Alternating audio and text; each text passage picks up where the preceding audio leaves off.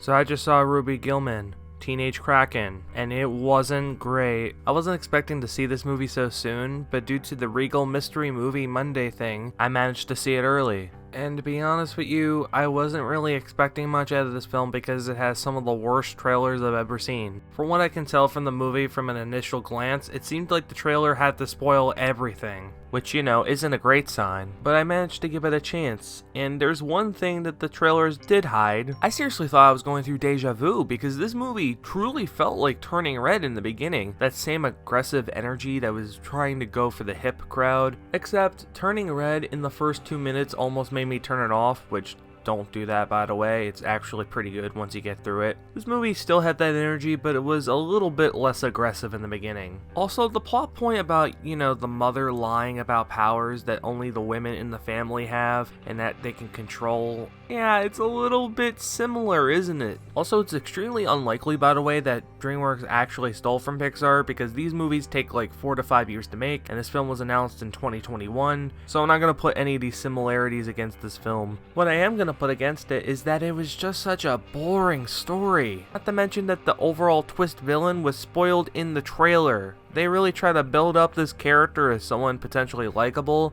only for the movie to be like, they were evil the whole time. Who came up with the marketing campaign for this film? Because this is abominable, and not in the DreamWorks way. The movie also seems incredibly unfocused because it tries to juggle a lot of storylines and different characters that it wants to have. In the beginning of the movie, you think it's going to be like a high school romance comedy, then it turns into a superhero movie for a little bit, and then it goes back to that. It kind of feels confused and muddled. Most of the characters are just okay. The one exception is the sailor character played by Will Forte and his comic sidekick Crab. They were pretty fun. There's an uncle character played by Sam Richardson who has the exact same voice as Shaggy from Velma. So that's a good joy. I can't wait to get reminded of that. The one true positive I will give this film is that the animation does look pretty good. I thought the character designs looked weird from the trailer, but once I saw Ruby actually do weird contortist stuff, I thought that was pretty cool. I actually do think that they probably should have stuck with the high school plot. It would have been a little bit charming and cute, but they really wanted to go for the superhero angle, which I guess is fine. I think kids will like this movie fine, but for adults, this is just going to be an absolute snooze. I actually really respect the fact that DreamWorks took a risk and made this movie. It clearly was a desire to make something different,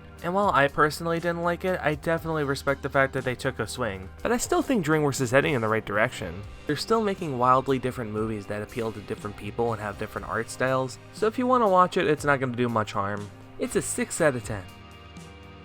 Wait, why I say it like that?